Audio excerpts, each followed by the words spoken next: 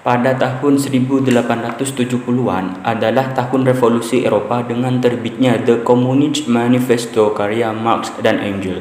Teori-teori yang dikembangkan oleh Marx dan Engels mendapat banyak tanggapan dari para ekonom pada waktu itu, baik dari kaum sosialis sendiri maupun dari kaum liberal kapitalis.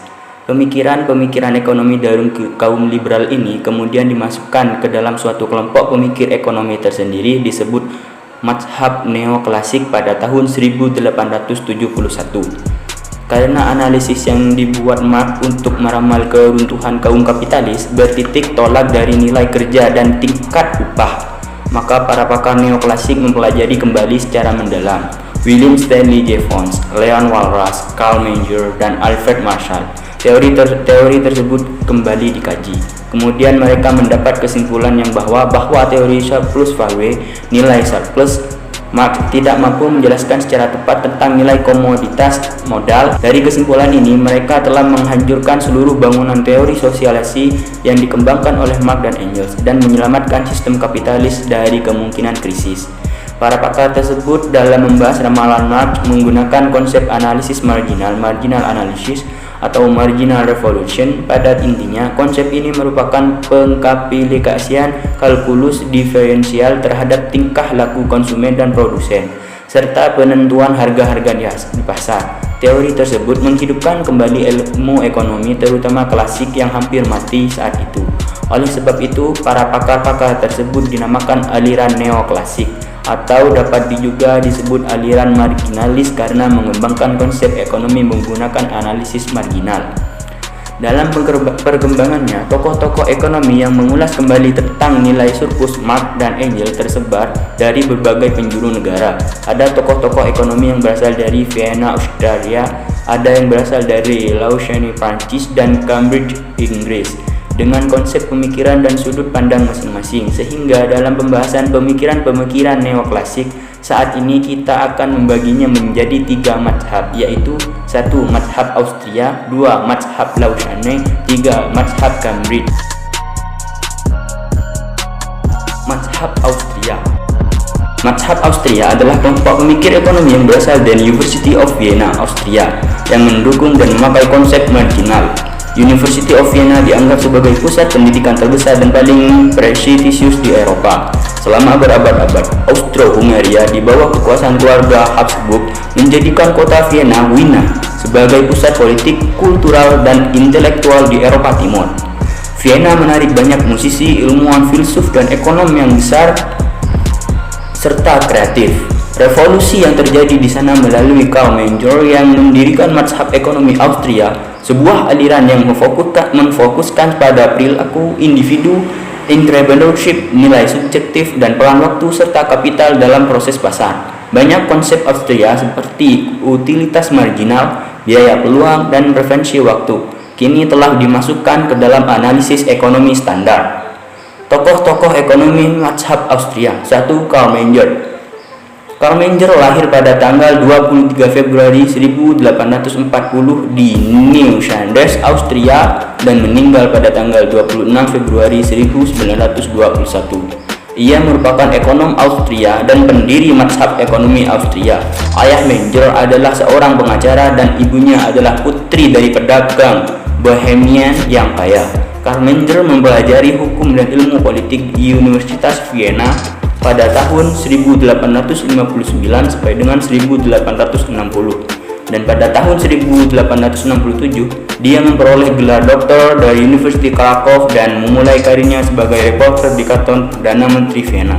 Kemudian pada tahun 1873 dia mendapatkan gelar Profesor Extraordinary 189 di bidang hukum dan ilmu politik di Universitas Vienna. Adapun beberapa hasil karya pemikiran Menger adalah sebagai berikut: struktur produksi, law of imputation, input tergantung pada output, 3. Prinsip marginalis, 4. Nilai subjektif.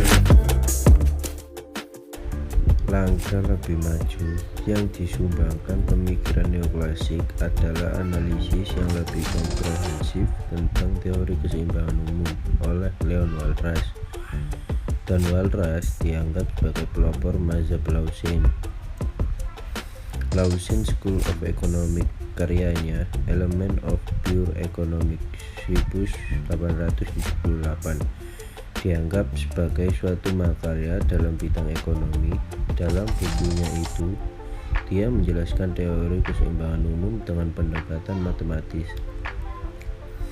Sebenarnya, pemahaman tentang ketergantungan berbagai faktor dalam suatu sistem ekonomi bukanlah ide baru. Wesley sudah melihat interdependensi bagian-bagian ekonomi ini dalam Leon Borlas lahir di Évreux, Prancis pada 16 Desember 1834 dan meninggal di Montreux, Swiss 5 Januari 1910.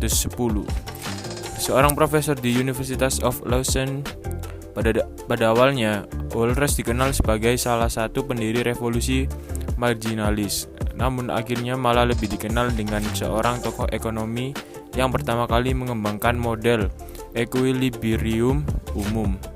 Leon Borlas berbeda pendekatannya dari Marshall dalam mempelajari pembentukan harga dan alokasi sumber daya yang efisien di dalam sistem pasar bebas.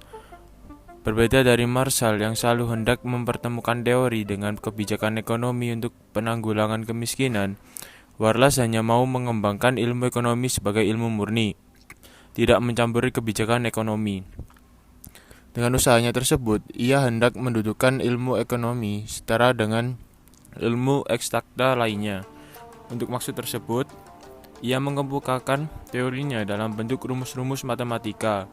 Pada tahun 1873, Walras menulis sebuah paper yang berjudul Prinsip de une Teori Matematik Mazhab Cambridge. Dari sekian banyak tokoh neoklasik, yang dianggap sebagai tokoh paling utama adalah Alfred Marshall pada tahun 1842 sampai 1924. Angel dianggap sebagai pelopor aliran Austria dan Walras dianggap sebagai pelopor aliran Lausanne. Berbeda dengan kedua tokoh itu, Marshall dianggap pelopor aliran atau mazhab Cambridge atau Cambridge School of Economics di Inggris. Pendidikan dasarnya ditempuh di sekolah Merchant Taylor dan lulus dalam bidang matematika di St. John's College, Cambridge. Pada tahun 1868, Marshall diangkat sebagai tenaga mengajar dalam bidang marologi Cambridge, dan pada saat yang sama ia mulai mempelajari ilmu ekonomi. Tahun 1882 ia mengajar ekonomi politik di Bristol, dan tahun 1885 kembali ke Cambridge. Ia mengaku jabatan ketua jurusan ekonomi publik di Cambridge hingga tahun 1908. Marshall dianggap sangat berjasa dalam memperbarui asas dan postulat pandangan-pandangan ekonomi yang dikemukakan pakar klasik dan pasar neoklasik sebelumnya. Menurut kaum klasik, harga barang ditentukan oleh besarnya pengorbanan untuk menghasilkan barang tersebut. Dengan demikian, bagi kaum klasik, yang menentukan harga adalah sisi penawaran. Pendapat klasik tersebut ditantang oleh tokoh-tokoh neoklasik lain seperti Jevons dan Mengers dan Walras. Mereka secara tegas juga mengkritik teori nilai upah buruh atau Labor Theory of Value, Ricardo, serta teori biaya produksi dan senior dan Mill. Teori biaya produksi ditentang itu mengatakan bahwa harga barang ditentukan oleh biaya-biaya yang diperlukan untuk menghasilkan barang tersebut. Tokoh-tokoh ekonomi mazhab Cambridge. Alfred Marshall. Profil Alfred Marshall. Albert Marshall lahir pada tanggal 26 Juli 1842. Dia merupakan bapak ahli ekonomi asal Inggris yang berpengaruh di zamannya. Marshall dibesarkan di Clapham, London, menjalani studi di Merchant Taylor's School di Northwood dan John College, Cambridge. Marshall berasal dari keluarga yang tidak kaya, namun keluarganya adalah keluarga yang sangat menghargai pendidikan. Prestasinya gemilang di Universitas Cambridge dan membuatnya berkarir di dunia akademis, padahal sebelumnya Marshall ingin menjadi rohaniawan seperti ayahnya. Dia juga menulis beberapa traktat mengenai perdagangan internasional dan perfeksionisme. Awal karirnya dimulai pada tahun 1868. Dia menjadi profesor politik ekonomi. Dia mengkhususkan mengajar di bidang falsafah mengenai logika dan etika dan juga matematika. Kemudian dia memusatkan pada perkembangan teori ekonomi Marshall, mengkaitkan masalah kehidupan masyarakat dengan kondisi relevansi masalah ekonomi yang terjadi.